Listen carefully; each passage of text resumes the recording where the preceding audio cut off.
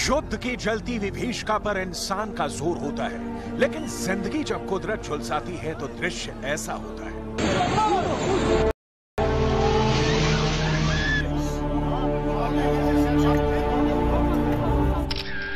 भयानक,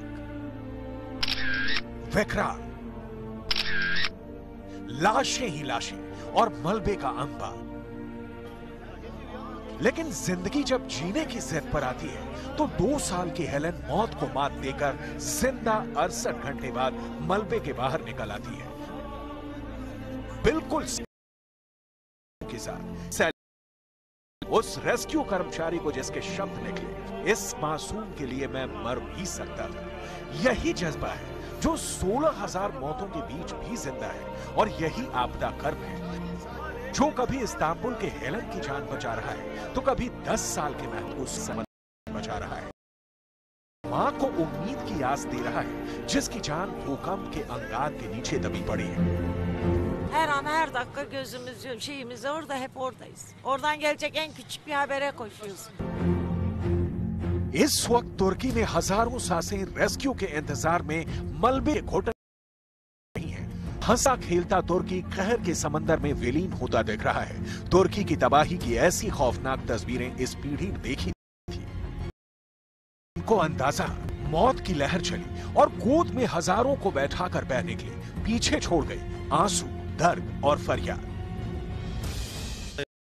Gece yardımını yapıyoruz. Binamızda 4 kişi yaralı olarak hastaneye kaldırıldı. 15'i geçkinde ölümümüz var. 7.8 Richter scale पर आए भूकंप में कितनी इमारतें गिरी, भूकंप से अब तक कितनी मौतें हुई, कितने जिंदगी भर के लिए जख्मी हो गए, कितनों से हमेशा के लिए, कितनों की दुनिया हमेशा के लिए उजड़ गई, इसका फिलहाल डिटेल किसी के पास जवाब नहीं है। रेस्क्यू कर्मचारी रातों दिन जुटे हैं हर सांस को बचा लेने की। Zorlandığımız kısım demirlerin bizi şey yapması, molozlarımızın çok olması, olan canlılara zarar vermeden çalışmamız oluyor. ढही हुई इमारतों के मलबे से शव निकलते जा रहे हैं। जो जिंदा हैं उनकी चीखें सुनाई दे रही हैं। हजारों सरकारी अधिकारी, फायर फाइटर्स, मेडिकल टीम और 3,500 सैनिक लोगों की जान बचाने में जुटे हैं। हालांकि कड़ाके की ठंड और बारिश की वजह से रही है। 45 देशों की ओर से भूकंप में रेस्क्यू ऑपरेशन की मदद करने की पेशकश की गई है। दुनिया भर से इंसानी मदद की खेप के बीच तुर्की वो वर्तमान से उसे मदद चाहिए, लेकिन पाकिस्तान वाली नहीं, हिंदुस्तान वाली। तुर्की के हते इलाके में भारतीय सेना के जवान भूकंप पीड़ितों की मदद करने में जुटे। भूकंप प्रभावित हते सेना की तरफ से फील्ड अस्पताल की व्यवस्था की गई है।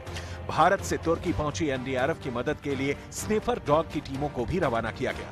खोजी कुत्तों की मदद से एनडीआरएफ को मदद मिलेगी। तुर्की में भूकंप से आई तबाही के बाद से ही भारत की तरफ से मदद भेजे जाने का सिलसिला जारी है। गाजियाबाद के हिंडन एयरबेस से भारी तादाद जरूरी भेजे गए।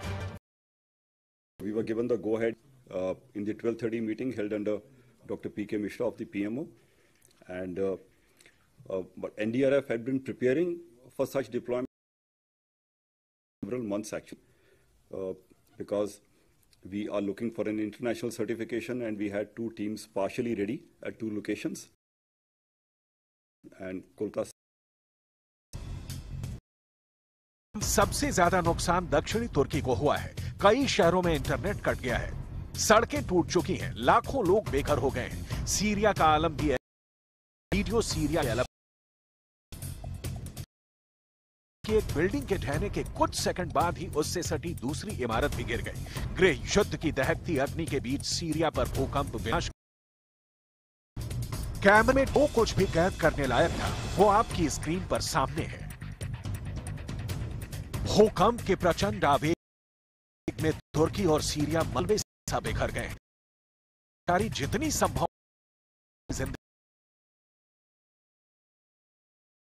के शहर हो गए तबाह।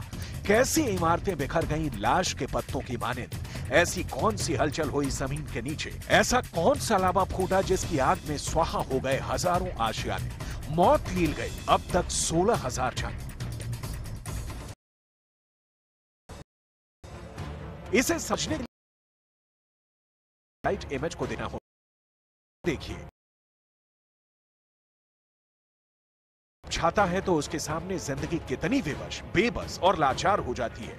आशियाने तिनकों से उखड़ जाते हैं और जिंदगी मलबों के सामने मौत के आगोश में समा जाती है। भूकंप कैसा था, धरती पर इसका असर कितना और कैसा हुआ, कैसे भविष्य की तुर्की में भूकंप स्क्रिप्ट लिखती ने रास्ता बदल लिया है। सेंटीमीटर या इंच में नहीं, 1.5 मीटर सड़क खिसक कर अलग हो गई है। भूकंप की स्टडी करने वाली अमेरिकी संस्था यूनाइटेड स्टेट्स जियोलॉजिकल सर्वे यानी यूएसजीएस की तस्वीर में दोनों भूकंपों से सतह पर कहां-कहां दरारें बनी है वो दिखा। इसमें एक मैदान रही है जो फॉल्ट लाइन जा रही थी। तुर्की जैसा भूकंप सदियों में एक बार आता है और जब भी आता है हजारों को लील जाता है। धरती के नीचे है कि एक महाद्वीप दूसरे से अलग है और भूगोल की भाषा में समझें तो यह प्लेट टेक्टोनिक थ्योरी के कारण होता है। इस थ्योरी के बारे में बताएं। उसे भूकंप की कई वैज्ञानिकों का मानना है कि भूकंप की वजह से तुर्की की जमीन 10 फीट खिसक गई है। असल में भूकंप टेक्टोनिक प्लेटों के एक दूसरे के ऊपर चढ़ने या अगर 6.5 से 6.9 या उससे ऊपर का कोई भूकंप आता है तो यह किसी भी टेक्टोनिक प्लेट को 1 मीटर 3 फीट का भूकंप तो से देशों को 10 से 15 मीटर तक खिसका सकते हैं, यानी 30 से 45 फीट तक।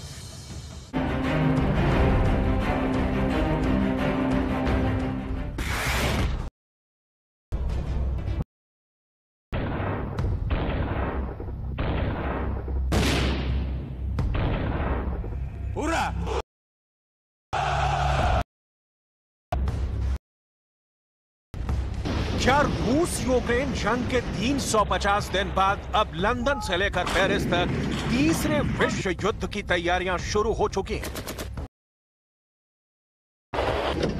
आखिर ये क्यों कहा जा रहा है कि जर्मनी, फ्रांस, ब्रिटेन जंग में यूक्रेन के लिए त्रिदेव साबित?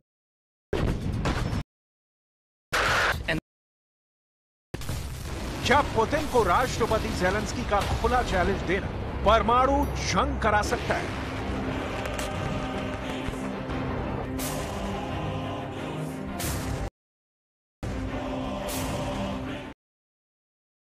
पूर्वी इलाके निशाने पर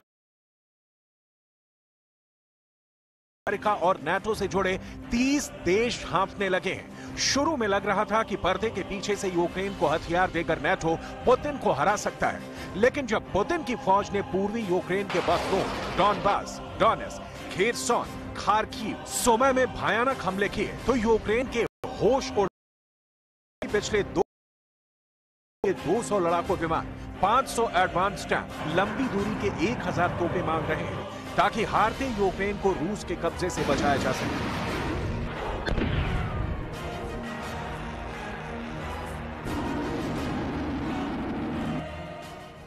यही से ज्यादा युद्ध बार यूक्रेन से उड़ान भरी और सीधे ब्रिटेन पहुंच गए। पर्चे पर लिखी ब्रिटेन और नाटो की स्क्रिप्ट को ज़ेलेंस्की ने ऐसे पढ़ा जैसे मानो हारते रूस की कुंडली देख रहे हो। ज़ेलेंस्की ने साफ कहा कि रूस हर हाल में जंग हारेगा। We know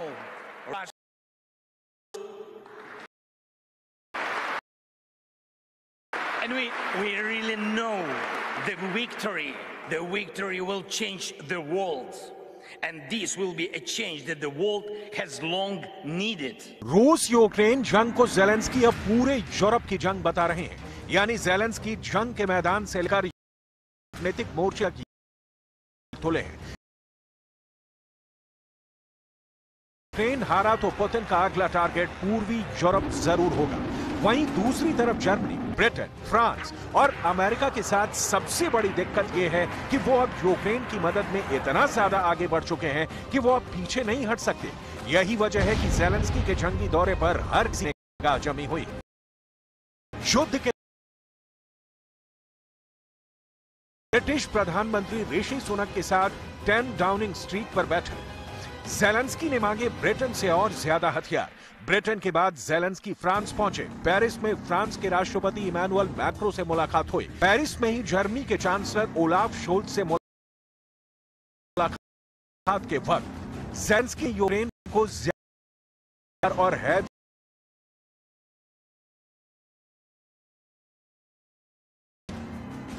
ज़ेलेंस्की का चेहरा देखकर साफ लग रहा है कि पूर्वी यूक्रेन में रूस के खौफनाक हमलों ने उन्हें बुरी तरह से परेशान कर दिया है। Nous tenons aussi à témoigner ce soir notre soutien indéfectible. Dans la guerre qui se joue à quelques kilomètres de Paris, il faut ensemble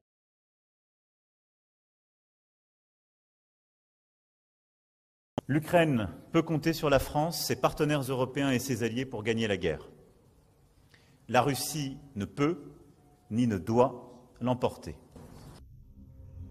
जो हालात इस वक्त यूक्रेन के बखमूत में चल रहे हैं, वो पूर्वी यूक्रेन में रूस के बीच हमले कर रहे हैं। और के मुताबिक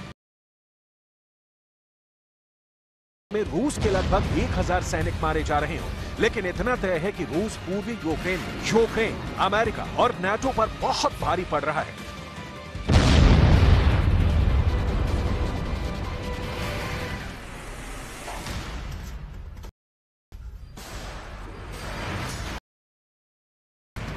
रूस साफ कहा है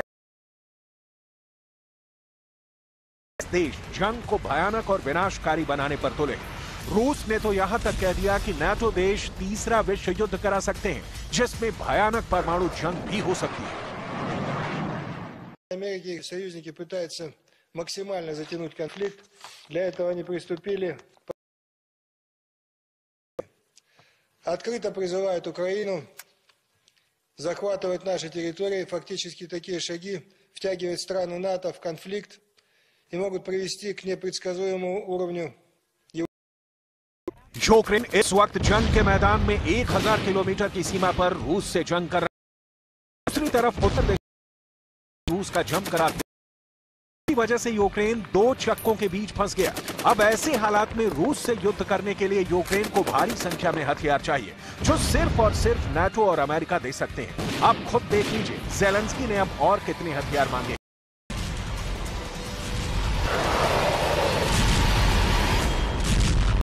यूक्रेन ने तुरंत घातक टैंक मांगे, 200 लड़ाकू विमान नाटो और पश्चिमी देशों से मांगे। इसके अलावा लंबी दूरी तक मार करने वाली 1000 तोपें मांगी हैं। जासूसी और आत्मघाती हमला करने वाले 1000 ड्रोन मांगे हैं। इसके अलावा 300 मिसाइल लॉन्चर भी मांगे हैं।